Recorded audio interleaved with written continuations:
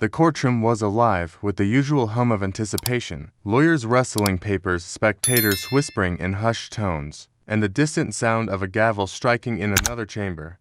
Judge Eleanor Hayes sat at the bench, her gaze steady and professional. It was another day, another case. At least that's what she thought. The bailiff called the case. The State of Louisiana versus James Anderson. Eleanor shifted slightly in her seat, her hands resting on the polished oak of the bench. She glanced at the papers in front of her. Assault, robbery, resisting arrest. A familiar ache of disappointment settled in her chest. Another lost soul tangled in the system, she thought. When the defendant was brought in, her world tilted. The man standing before her, shackled at the wrists and ankles, was not a stranger. He was James Anderson. Her throat tightened as a flood of memories surged forward. The summer afternoons they spent racing bicycles down the dusty streets of Hammond, Louisiana. The late-night talks under the magnolia tree in her backyard. The promises they made as kids to always have each other's backs, no matter what. But the man standing before her wasn't the boy she remembered. His shoulders were hunched, his face lined with years of hardship, yet his eyes, those deep, soulful eyes, were unmistakable. Eleanor's grip on the gavel faltered. For the first time in her career, she hesitated. The room seemed to shrink, the walls pressing in as she tried to process the impossible. James looked up, his expression a mixture of shock and resignation. Recognition flickered in his eyes, but he quickly looked away, his head bowing slightly. The courtroom waited. Eleanor forced herself to speak. "Mr. Anderson, you stand accused of assault and robbery. How do you plead?" James's voice was rough, almost unrecognizable. "Not guilty, Your Honor." Her heart pounded. She wanted to stop everything to demand answers. What had happened to him? How had their paths diverged so drastically? But her role as a judge demanded composure. "Proceed," she said, her voice steadier than she felt. As the prosecutor began their opening statements, Eleanor's mind raced. This wasn't just any case. This was James, and somehow she had to figure out how to separate her past from her present. Before it was too late, the courtroom blurred, as Eleanor's mind drifted to a time long before her black robes and the gavel in her hand.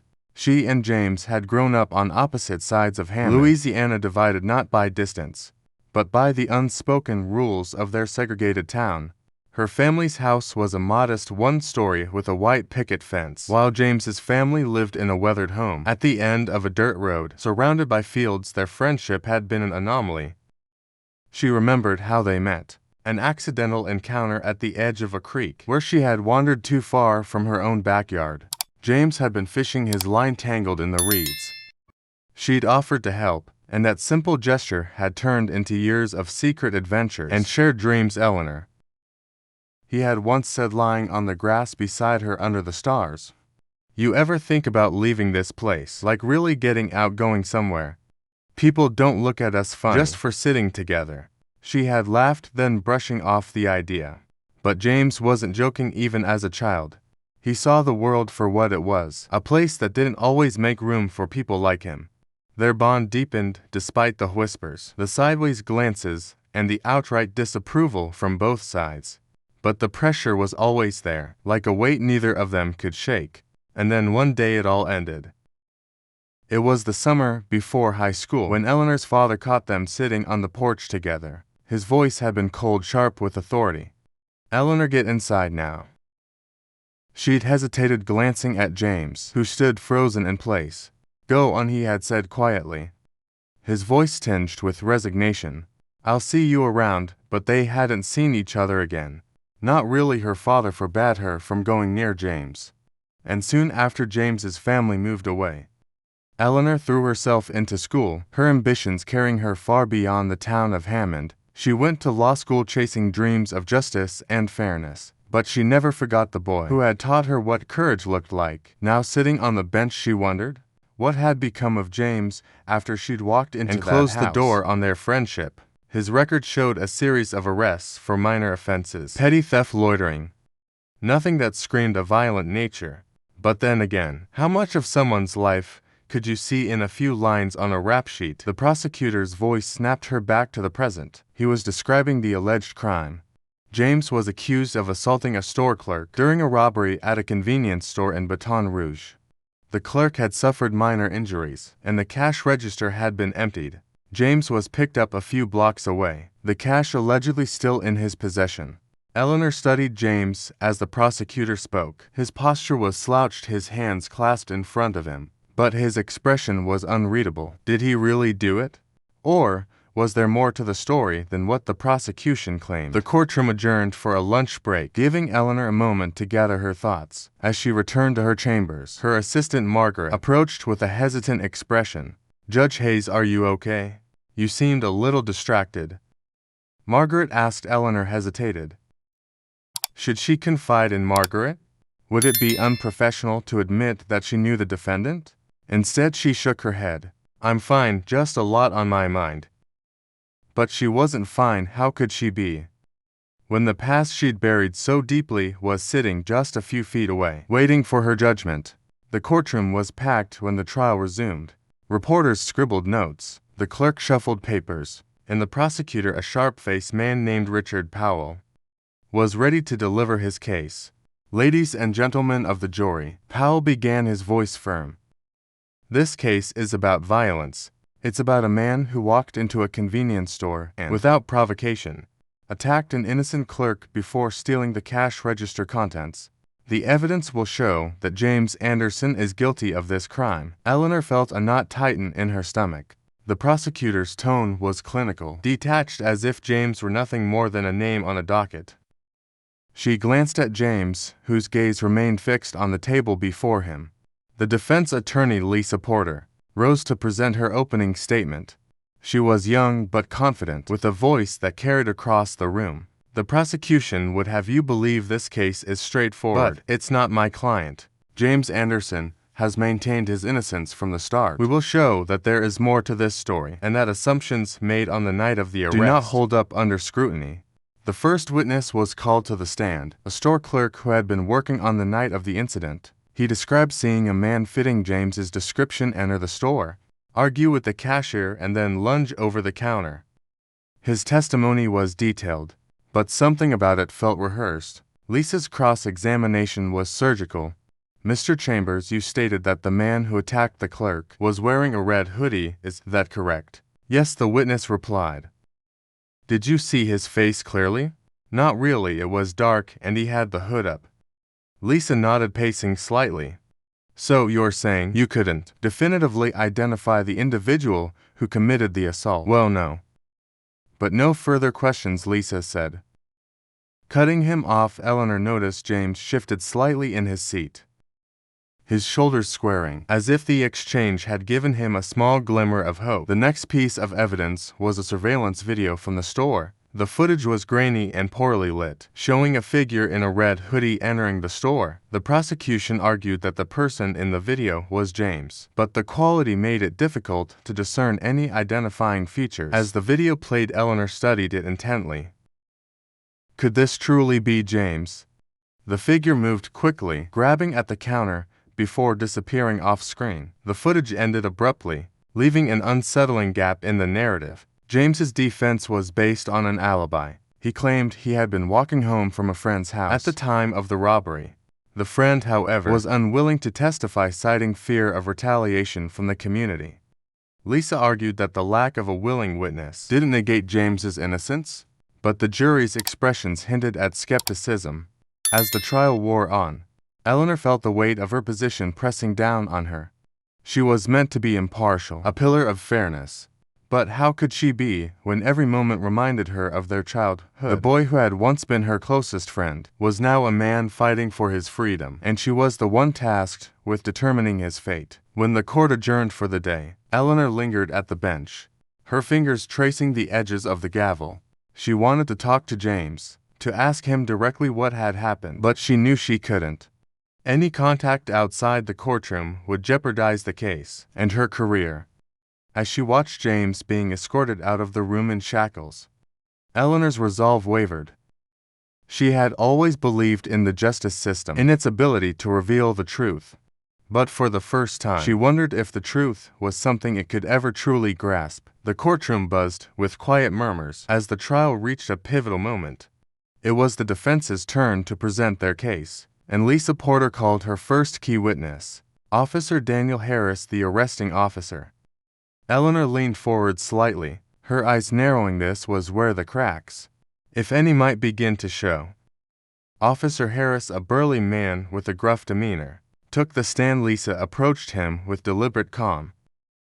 "Officer Harris," she began, "you are the one who apprehended my client, correct?" "That's right," he replied. His tone clipped. "You stated in your report that Mr. Anderson was walking to blocks from the scene of the robbery when you detained him, is that correct?" "Yes, and what led you to believe he was the suspect?" Harris shifted in his seat. He matched the description, a black male mid-40s, wearing dark clothing. Lisa's eyebrows raised slightly. Dark clothing? But the suspect in the video was described as wearing a red hoodie. "Did you find a red hoodie in Mr. Anderson's possession?" "When you searched him," Harris hesitated. "No, but he could have discarded it." Lisa took a step closer. "Could have. Did you or any other officer conduct a search of the surrounding area to locate this supposed hoodie?" Harris's jaw tightened. "No. We didn't have time. He was apprehended quickly." Lisa pressed on. "So to clarify, you arrested my client based on a vague description, without physical evidence linking him to the scene." The officer's silence spoke louder than any words. Eleanor's gaze flickered to the jury. A few members exchanged uncertain glances. Lisa wasn't done. "Officer Harris, do you recall if Mr. Anderson said anything at the time of his arrest?" He protested.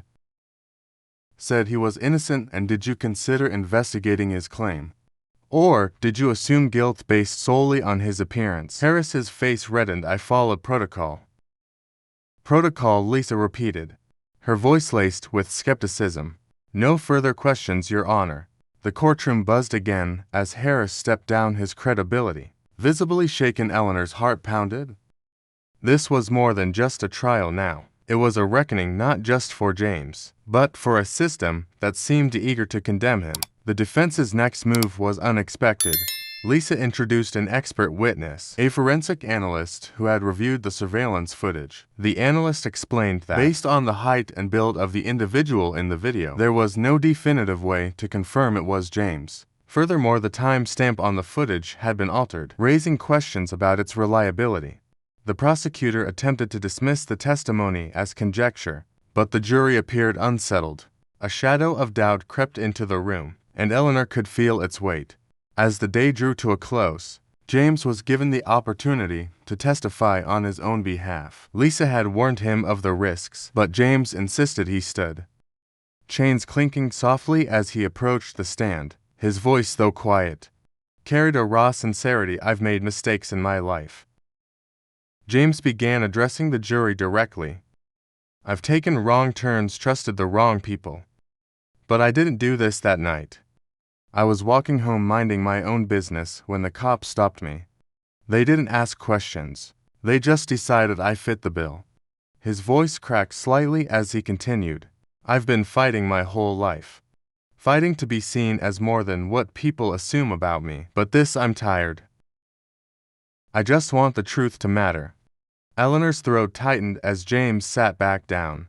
His words hung in the air, a plea not just for justice, but for humanity. She glanced at the jury, their faces a mix of emotions: doubt, empathy, and uncertainty. This was it. The truth was no longer confined to evidence or testimonies. It was a battle of conscience, a struggle against the weight of prejudice and assumption. Eleanor knew that her role wasn't just to uphold the law, it was to interpret it in a way that served true justice. The final day of the trial dawned heavy with anticipation. The closing arguments were delivered with precision. The prosecutor leaned on the circumstantial evidence, urging the jury to trust the system's process. Lisa, however, pleaded for the jury to see beyond the surface, to consider the holes in the case and the humanity of the man on trial. Eleanor listened intently, her face impassive but her mind racing. Her role was clear: she could not sway the jury, but she would have the final word if their verdict left room for interpretation. The burden of ensuring justice weighed heavily on her. The jury deliberated for hours. The courtroom emptied and refilled as people stretched their legs or whispered among themselves. James sat quietly, his hands clasped tightly in front of him. He hadn't looked at Eleanor since the first day of the trial, and she couldn't blame him. What could she possibly say to make any of this better? Finally, the bailiff announced that the jury had reached a verdict. The room fell silent as the four persons stood, a piece of paper trembling in her hands. In the case of the state of Louisiana versus James Anderson, we find the defendant. The pause was unbearable. Not guilty. The room erupted in a mix of gasps, murmurs, and even a few cheers. Eleanor tapped her gavel, restoring order. James's shoulders sagged as if a weight had been lifted, but his face remained unreadable. He had won his freedom, but it was clear this victory came at a cost. Eleanor addressed the court, her voice steady. The jury has spoken. Mr. Anderson, you are free to go. Court is adjourned. As the courtroom emptied, Eleanor lingered behind, watching James as he signed his release paperwork. For a moment she thought he might leave without a word, but then he turned and approached her. The room was nearly empty now, just a few clerks tidying up and Margaret gathering files. James stopped a few feet from the bench, his expression guarded. You don't owe me anything, he said quietly, but I'd like to know, why didn't you say anything? You knew me. Eleanor felt her throat tighten, the words catching. Because I couldn't. I had to be fair. If I'd said something, it might have jeopardized the case. James studied her, his face a mix of hurt and understanding. Fair, he repeated. That's the thing, Eleanor. The world's never been fair. Not for people like me. She nodded slowly, her gaze dropping to the polished wood of the bench. You're right. I wish I'd done more back then.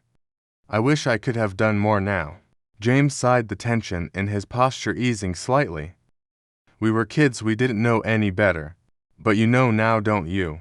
I do, Eleanor said, her voice firm. And I'm sorry. James gave a faint nod, then turned and walked away, his back straight as he disappeared through the courthouse doors. Eleanor sat alone in the empty courtroom, the weight of his words pressing on her. She had upheld the law, but the trial had revealed a deeper truth. Justice wasn't just about verdicts and evidence. It was about the lives shaped by systems, far larger than any one person. For Eleanor, it was a wake-up call, a reminder that her position wasn't just a seat of power, but a platform for change. As she left the courtroom that evening, the fading sun casting long shadows across the courthouse steps, Eleanor made a silent vow. She couldn't change the past, but she would do everything in her power to ensure the future held more than hollow promises of fairness. It would be hard, perhaps even impossible, but she owed it to James and to herself to try.